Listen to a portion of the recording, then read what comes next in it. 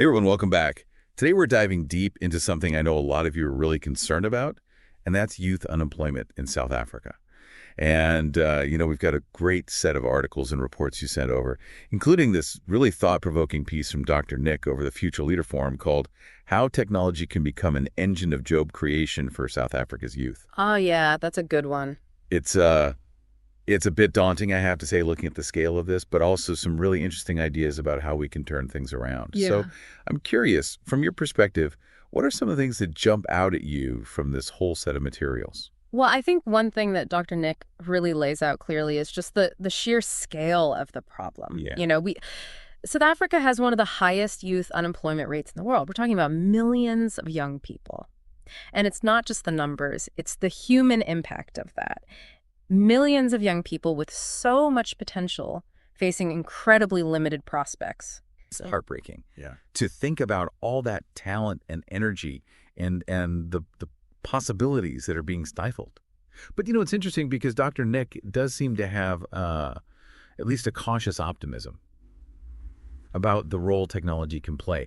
I always get a little bit skeptical when people say, oh, technology is going to solve everything. Yeah.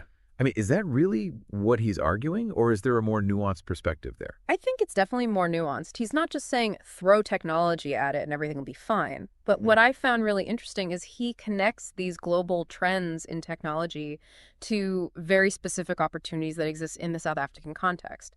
For example, he talks about how South Africa is already seeing a lot of digital transformation happening in sectors like finance, agriculture, retail. Right. You see that with those fintech companies that have been popping up, like Yoko and TimeBank. They're not just creating jobs. They're actually changing how people access financial services.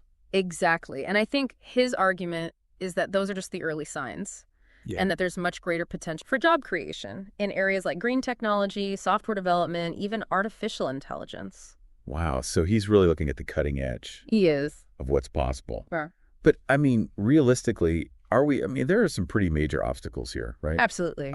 There are. Even just thinking about the digital divide he talks about, access to technology and digital literacy is so uneven in South Africa. How can we even be talking about AI jobs when so many young people don't even have reliable internet access? Yeah, that's a huge barrier. He cites a study in the article that found over 60% of young South Africans can't afford regular internet access. So they're being shut out of online learning, remote work opportunities, all these things that could help them. It's mind-boggling. Yeah. So what does he propose we do about it? Well, he lays out 4 key strategies, and I have to say I was impressed by how practical and actionable they were. He starts with education. He argues that we need to weave digital literacy into the entire education system. So not just like tacking on a coding class as an elective, but making digital skills as fundamental as reading and writing. Exactly. And he points to some examples, like We Think Code and Africa Code Week. These programs are already doing amazing work, providing young people with the training they need to thrive in this tech-driven world. He also talks about the importance of partnerships between educational institutions and big tech companies like Google and Microsoft. It makes a lot of sense, getting those cutting-edge resources and training. But what about the folks who are already out of school and facing those job market realities? What are his thoughts on that? Well, that's where his second strategy comes in, bridging the digital divide. Yeah. And he's very clear about this. He says, affordable internet isn't a luxury, it's essential infrastructure. He's calling for policies that drastically reduce data costs and expand broadband access, especially in rural areas. It's easy for those of us who have that access all the time to take it for granted. But for a young person in a remote village, that could be the key to accessing online learning platforms, remote work, connecting with mentors, even... Absolutely. It's about leveling the playing field. And his third strategy is about nurturing that entrepreneurial spirit. Oh, that's interesting. What does he have in mind there? Well, he talks about the importance of startup incubators.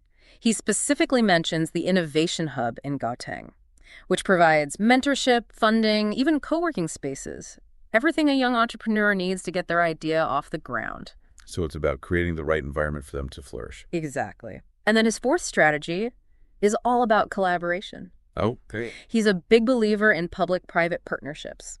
He says we need government, private sector, educational institutions all working together to create this supportive ecosystem for youth employment.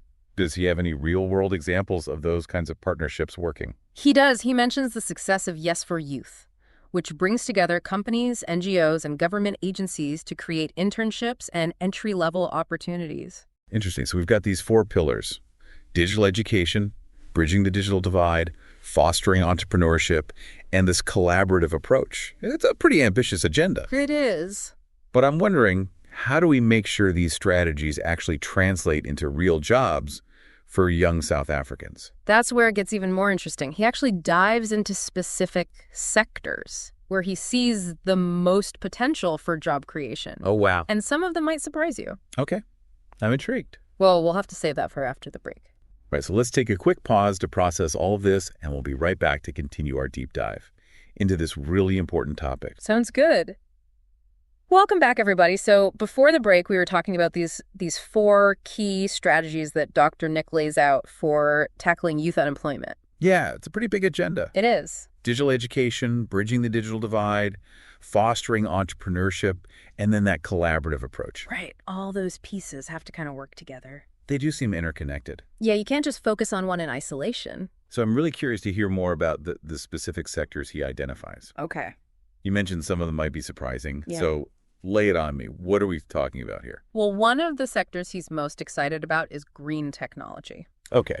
And, this is something that's getting a lot of global attention right now. Right. But he makes a really good case for why South Africa is uniquely positioned, given the abundance of natural resources and this urgent need for sustainable solutions. Right. We've got sun, we've got wind. Exactly. There's a growing need for renewable energy. Exactly. But what kind of jobs are we talking about here? Well, it's not just solar panel installation, although that's part of it. Right. He talks about renewable energy production, sustainable agriculture, waste management, ecotourism, even green building design. Wow. So it's really a whole... Yeah, it's really a whole ecosystem. So a whole ecosystem Accessibility. around this idea of how do we live and work in a way that's both economically viable and environmentally responsible. It's exciting to think about South Africa being a leader in that space. It is. But it's not just green jobs, right? Right. What else does he highlight? He's also really bullish on software development. Okay. Coding, app development, cybersecurity, all these skills that are in such high demand globally. Yeah, they say software is eating the world. They do. It's only going to become more important. Exactly. And that's where, those digital education reforms we talked about become so crucial. Right. We need to equip young people, not just to be consumers of technology, right, but to be creators and innovators. Okay, so we've got green tech, software development. What else? Digital marketing and e-commerce. Okay. He sees huge potential there. These sectors have exploded in recent years. They have, and South Africa is no exception. Right. You see so much happening online. Exactly, and he talks about opportunities in social media management, content creation, SEO. Search engine optimization. Yeah, online retail, even logistics and delivery services. So it's a pretty broad range there. It is. And it seems like a lot of room for creativity and innovation. Yeah, and he really emphasizes that these are areas where young people with their digital fluency can really excel. I mean, they're already using social media to build businesses, connect with customers. They are. Create new markets. It's amazing to see. It is. But, I have to admit, all this talk about AI and digital disruption, it's a little bit overwhelming. I know. Are we preparing young people for a future where robots are taking all the jobs? That's a valid concern. And Dr. Nick doesn't shy away from the potential downsides of automation. Right. But he also makes the point that technology is a tool. And like any tool, it can be used for good or ill. It's up to us to shape how it's developed and deployed. So instead of fearing the robots, we should be focusing on how to harness their power for good. Exactly. And he actually suggests AI could create new opportunities in areas like healthcare, education, even environmental conservation. Oh, wow. Imagine AI-powered diagnostic tools that can detect diseases earlier, or personalized learning platforms that adapt to each student's needs. It's mind-blowing to think about those possibilities. It is. But it also raises a lot of questions. Right.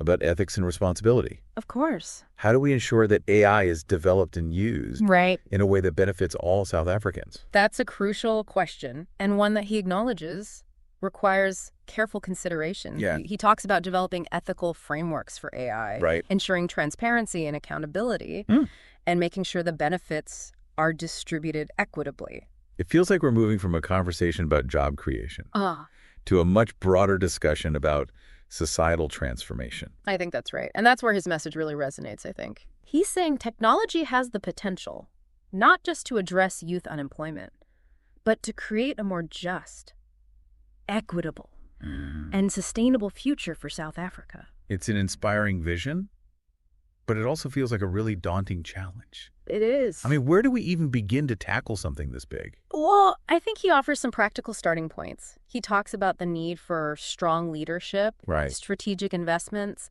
and perhaps most importantly, a shift in mindset. A shift in mindset. Yeah. What does he mean by that? He's talking about moving away from seeing youth unemployment as simply a problem to be solved, and instead seeing it as an opportunity to be seized. Okay, so instead of seeing young people as a burden, Exactly. we need to recognize their potential as a driving force for positive change. Exactly. He believes that young South Africans, with their energy, creativity, and digital fluency, are uniquely positioned to lead this transformation. That's powerful. But they need our support. They need access to education, resources, opportunities. It's a powerful message. Yeah. But it begs the question, what can we as individuals do? Right. It's easy to feel overwhelmed by the scale of this, I understand that. but we all have a role to play, right? We do, and Dr. Nick argues that even small actions can make a difference.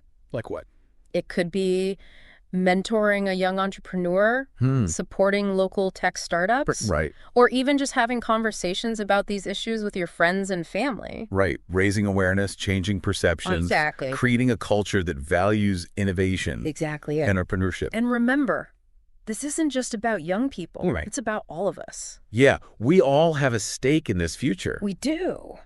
This has been an incredibly thought-provoking conversation. It has. I feel like we've only just scratched the surface I agree. of this massive topic. It's a deep dive. It is. It's about sparking curiosity, not providing all the answers. Right. But I think Dr. Nick's article does a brilliant job of prompting us to think differently about these issues. He challenges us to move beyond those simplistic solutions. Right. Embrace the complexity. Yeah. And to see the potential, not just the problems. And to remember that this isn't just about economics. It's about people. Right. It's about empowering a generation to build a better future for themselves and for South Africa. What a powerful thought to leave us with. It is. But I'm wondering, how do we move from vision to reality? What are those concrete steps that we can take to turn these ideas into action? And how can technology address not just youth unemployment, but these broader societal challenges as well? Those are the questions we need to be asking. Welcome back to the Deep Dive. Yeah. You know, we've been talking about youth unemployment and the potential for technology to make a difference. But I think it's clear that we need to think beyond just creating jobs. It's really about empowering an entire generation. It is. And you know what's interesting is I think Dr. Nick's article, while it focuses on job creation, it actually hints at something much bigger. This idea of using technology to address those underlying systemic issues that contribute to unemployment in the first place. Right. I mean, we talked about the digital divide, but what about things like access to quality education, Yeah, healthcare, especially in those rural communities where those gaps are even wider? absolutely. And he touches on this briefly, but I think it's worth exploring further. Yeah. I mean, imagine the impact of something like telemedicine Right? in these remote villages where people might have to travel for hours to see a doctor. Or online learning platforms where students can get access to quality education no matter where they live. Exactly. It's about breaking down those geographical barriers. Right. And it's not just about access, it's about quality as well. Yeah. I mean, could AI-powered tutoring systems help personalize education and really helps students reach their full potential? I think that's a really exciting possibility. And think about the potential of big data and AI to analyze healthcare trends and develop targeted interventions, Right. especially for diseases that disproportionately affect South Africa. So we're talking about shifting from a reactive approach Yeah. to healthcare to a more proactive one, where we're using data to prevent problems before they even arise. Exactly. And what about those basic needs that we often take for granted, like access to clean water, Yeah, sanitation? absolutely. There are already some incredible innovations happening in that space. Right. Sensor-based systems that monitor water quality, mobile apps that connect people with sanitation services. So we're not just talking about technology as a tool for economic growth, but as a catalyst for social justice. I think that's a really important point. Yeah, using innovation to create a more equitable and sustainable society. And that's really what Dr. Nick is arguing for. He sees young people as key drivers of this change, Yeah. not just passive recipients of it. Right. It's like that old saying, give a man a fish and you feed him for a day. Teach a man to fish and you feed him for a lifetime. But in this case, it's like give young people the tools and the knowledge to Yeah. create their own fishing rods, build their own boats, navigate those waters themselves. I love that analogy, and I think it really captures the spirit of what he's advocating for. It's about empowerment, not just handouts. So to our listener, I want to leave you with this challenge. How can you be a part of this transformation?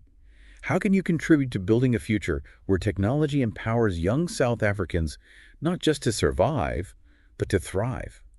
Maybe it's supporting a local tech initiative, mentoring a young entrepreneur, or maybe it's just having those conversations about these issues, raising awareness. Every action, no matter how small, can contribute to that ripple effect. And I really do believe that with the right combination of vision, commitment, and action, we can unlock that incredible potential of South Africa's youth and create a future that's both prosperous and just.